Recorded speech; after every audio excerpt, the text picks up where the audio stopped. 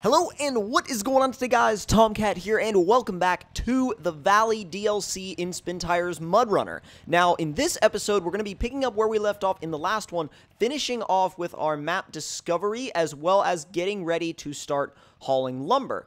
Now in order to grab this watch point over here and then grab a couple of the others, we're going to go ahead and recover to the nearest garage, which is up here at the top of the map, and that will set us up perfectly to head down to... oh, actually... no. Crap. Let's see. Recover the truck to the nearest. Well, I was hoping to recover to the other one, but it's okay because we have this K700 over here. And, well, the K700, I don't know if I want to run the K700 like all that way. The K700 just doesn't work for that kind of stuff. So we may as well... yeah, we may... oh, you know what? Just recall the A969. Yeah, that'll work. And then we'll refill everything here at the garage anyway. Which, again, the fact that it doesn't really carry that much fuel makes it perfect because you can refill it all at the garage and just recall it everywhere. As long as you have a vehicle that is... as long as you have vehicles at different garages, you can recall this vehicle to whatever garage you want, which is really convenient. Now that we're over here, we can set off for this watch point and discover it, and then after that, we only have one more? Two more, and they're pretty close to each other, actually. So once those two are out of the way, this map will be fully explored, and we can carry on with our lumber hauling. But part of me wants to do the lumber hauling, like, now. Part of me wants to start it right now, but at the same time, I at least want to discover the fuel station first, or at least discover, like, figure out where it is and have a path to it and have the map around it revealed, because that way, just in case we run into any fueling issues with our trucks, we can just pop right over there and fuel them up and there'll be no issue with it. So let's see, we want to go through the block post, and there will be a couple turnoffs to our left, and those will go to the fuel station, and I'm pretty sure that those will go to the watch point as well, because this will just be able to drive through the woods anyway, so I'm not concerned about it, you know, getting bogged down or anything. I just needed to drive through the woods. Come on. There we... oh, well, I was gonna say there we go, but moderately having some difficulties with the mud. I mean, as would be expected for this little guy. It's not a, I don't know why I keep referring to this thing as, like, a person, but, like, it's not, see, no, oh my god, okay, I hate those things. I'm so used to driving over them. I'm so used to it. It's just, like, it's not normal for me to go, oh, I need to avoid this little tiny tree because it's going to flip me over. Every single thing I'm used to driving, you can literally just drive right over it, and it's fine. You can drive right over whatever you want, usually, in the stuff I drive, and it's fine.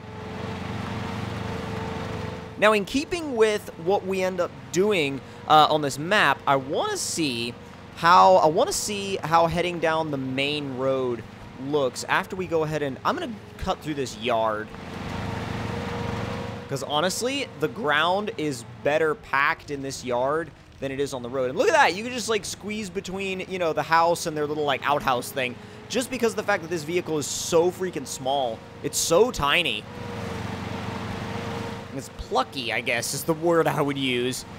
Oh, God. But we're having a bit of an issue with the mud, though.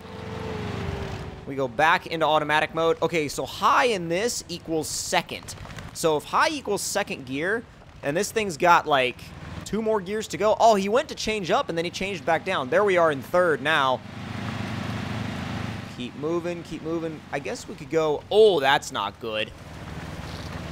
I was gonna say, I guess we could try to go around the block post to try to avoid the mud and keep ourselves on some better packed surfaces, but we're gonna have to just go through the block post regardless. So it doesn't really, I mean, it doesn't really matter which way you go. You're gonna have to go through it. You're gonna have to go through the mud at some point regardless.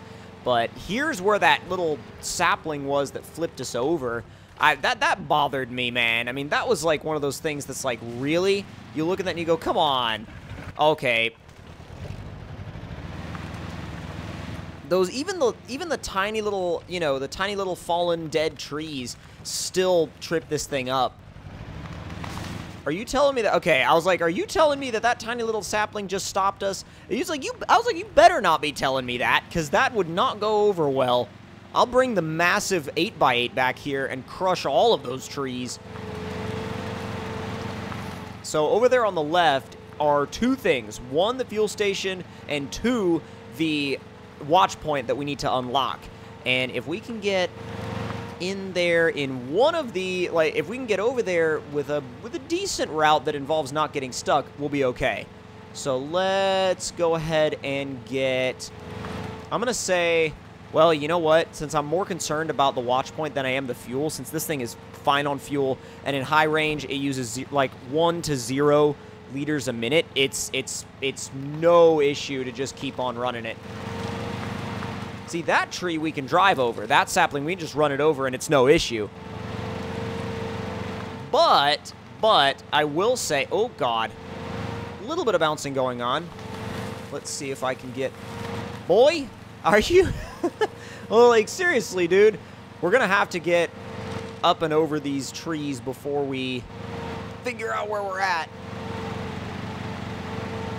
I'll avoid that sapling, because remember, saplings flip scout vehicles, apparently. Okay, so we want to go, actually, we want to turn back this way a little bit. Okay, oh, don't hit the tree, just go around. Never mind, we were a lot closer to it than I expected. Check the map, and then we want to go pretty much straight with a little bit of a, like, tickle of right. Put it in high range and just stay on the throttle, because I know it's not, like, as long as we don't, oh, I was gonna say, as long as we don't crash into a tree, we'll be okay to leave it in, like, to leave it in high and just floor it the whole way. Oh, crap. Unfortunately, crashing into trees, whether they be large or tiny, does happen in the woods fairly often with a scout vehicle, so, okay, so it's straight ahead. Straight ahead. And like I said, I care more about unlocking the watch point than I do about fueling up this vehicle, because it doesn't need it. It's only used 4 liters, like, in the whole time we've been driving it since we filled it up at the garage. So I'm not concerned about it needing fuel whatsoever. There's our watch point. So let's go over there and unlock it real quick. Ah, every time we get hung up on a tree, it just bogs it down badly.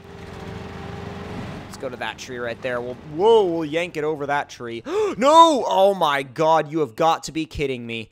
Oh, you have got to be kidding me. That bothers me a ton. All right, so I'm over that at that point. Like, I'm over that watch point. So let's see. Log station, logs, kiosk. Log station, logs, kiosk. And there's another log station, logs, kiosk over here. This one seems like it would be the most logical to use. I'm going to grab the E7429 and stick a, let's see, medium log trailer on it, and also stick a, there, we'll take off the repair kit, we'll take off the trailer hitch, and so this will allow us to carry an 8-point load. So we've got 4 on the truck, 4 in the truck, oh wait, hold on, will it? 4-point load on the truck, 4-point load on the trailer.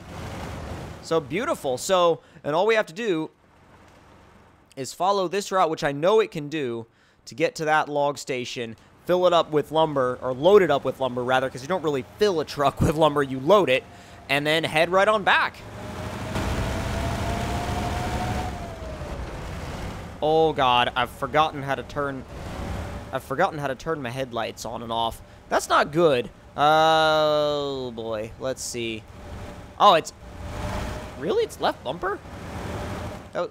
What am I, oh, I was like, what am I stuck on? And then I was like, are you serious? Are you kidding me? You have the freaking parking brake on, dude.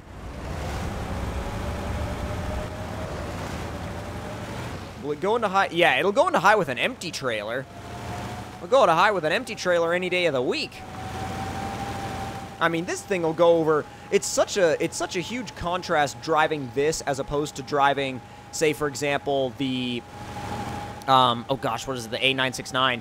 Yeah, that thing is like, it's so, you feel like it's so wimpy compared to driving this, because when you're driving this, you feel like you're, like, this is God mode. Like, driving this thing is basically God mode. Just Stay flat to the floor and high. Let's see where this is taking me. Okay, so we're going to want to go... Stay on this road, and then we're going to make a right, and then we're going to head across that swampy river area. Go ahead and make... Ooh... I don't know why I went to check... I've been playing too much American Truck Simulator if I'm starting to check my intersections in MudRunner, because there's not going to be any traffic. I'm not going to run into any traffic out here in the wilderness. Like, man, that's kind of hilarious. Okay, so... Well, we actually almost were able to take off in high. It started putting fuel to it, and then it was like, nope, I'm not going to build any boost.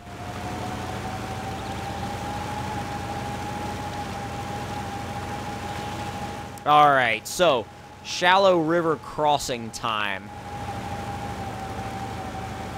Should be fairly easy. There aren't really that many. Like, I found out earlier that, like, even though it might look like you're heading into like a, you know, like you're heading into your doom, it's actually not that bad in here. And also the abundance of fallen trees gives you like 1,000,000 winch points. So when you have that many winch points available at your disposal whenever you want it, it makes it a lot less bothersome to go through here. Let's see, which way do we want to be pointed? Oh, we're actually here. Alright, that works. I'd rather follow that than, like, have to keep checking the map. That works better for me.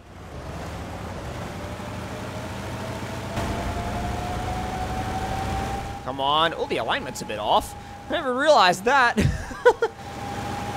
We were going straight, and that steering wheel was pretty cockeyed left. Or right. Oh, God. It's right, not left. Don't listen to that. Don't forget I said that, like, completely and totally, because that's mildly embarrassing. Mildly. Just a little, like, just a little bit. Alright, so this looks very promising. So the only thing is, going back is going to take a little bit longer, and it's probably going to use more fuel because this truck is going to weigh a crap load more when it's carrying 4 points on the truck itself and 4 points on the trailer. It's going to be, like, it's going to be a big beast. Alright, so let's park it up. And let's see. Truck's loaded.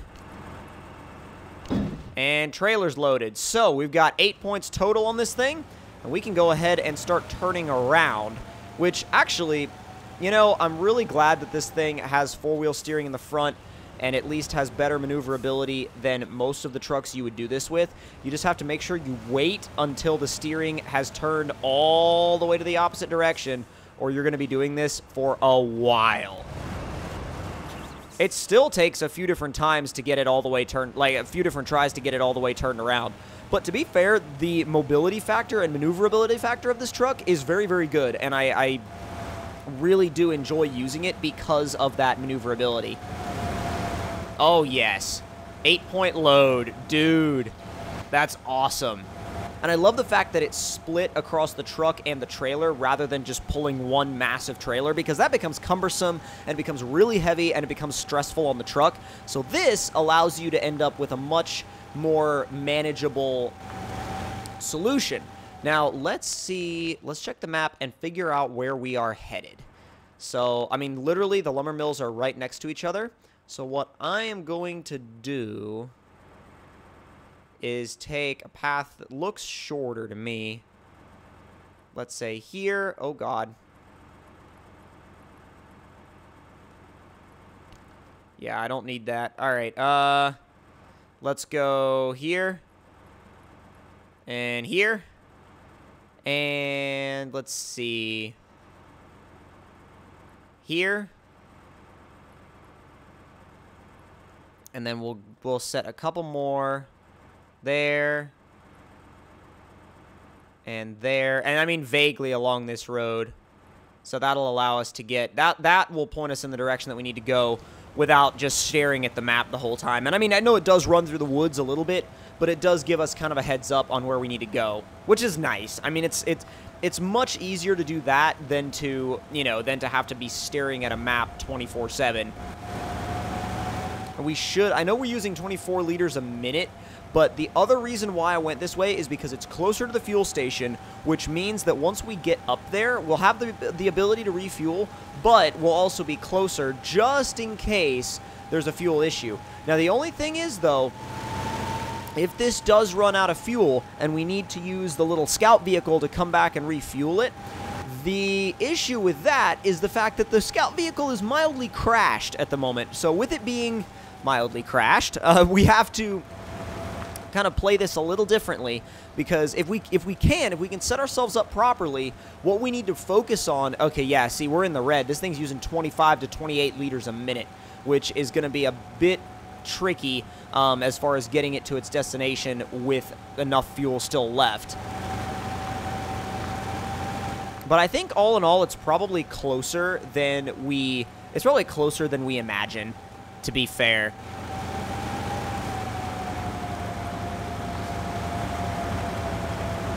I do think this map is not quite, it's weird. This map is interesting, but it's not insanely intense. It's like, and that's not a bad thing per se. It's not like I'm saying, oh, it's not any fun. It is fun because it's a new map and it's a new experience.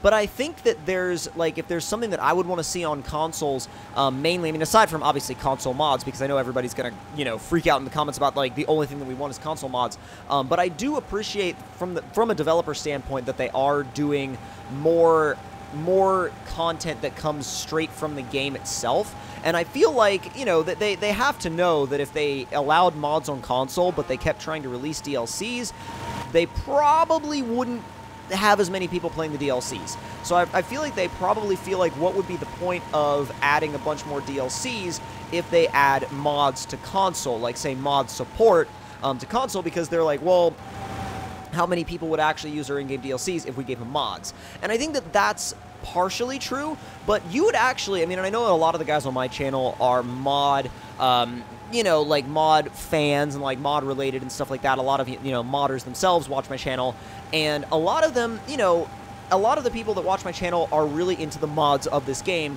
but at the same time, there's a big community outside of modding that uses the stock trucks and just literally like logs and logs and logs and plays the game actually how it was designed to be played, which is kind of weird to me because I always used it as a platform for a rock crawling, trail riding simulation with mods rather than really what it was designed to be used for. And, you know, you can argue that that's probably not the best way to go about playing the game because it's not how it was designed to be played, but at the same time, it really gives it, the game really gives the modders a great base to start with, so why not use it for the approaches that they might want to take, like whether that be rock crawling or trail riding, or, I mean, hell, off-road racing. We've seen that over the course of the first game, and now here in the second game, we've seen prototypes of different maps. You guys have seen those on my channel, and I think the game really allows itself to have that diverse community factor, which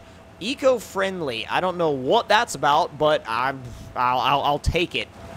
And now, getting back to the topic at hand, I didn't really figure out that people actually logged that much in this game until I started looking a little bit deeper in the community, and I realized that there are a lot of people in the community that play the game this way. So I was like, oh, that's there, and that's pretty interesting. Now, keeping it moving along in low 3, let's see what happens if we put it in automatic mode. The fuel usage went way up and then went down and then went right back to kind of where it was before. We're in second. It's going to try and go for third. I mean, hey, if we can get the speed out of it to make it there a lot quicker, dude, hell, I'm totally for that. The only thing is if we lose that momentum, which we have already anyway right here, and I'm going to put it back into low 3, and I'm going to take the left to stay out of the mud on the right.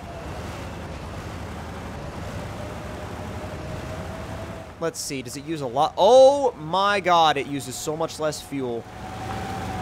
But we can't, the thing is, we can't carry on if we do it that way.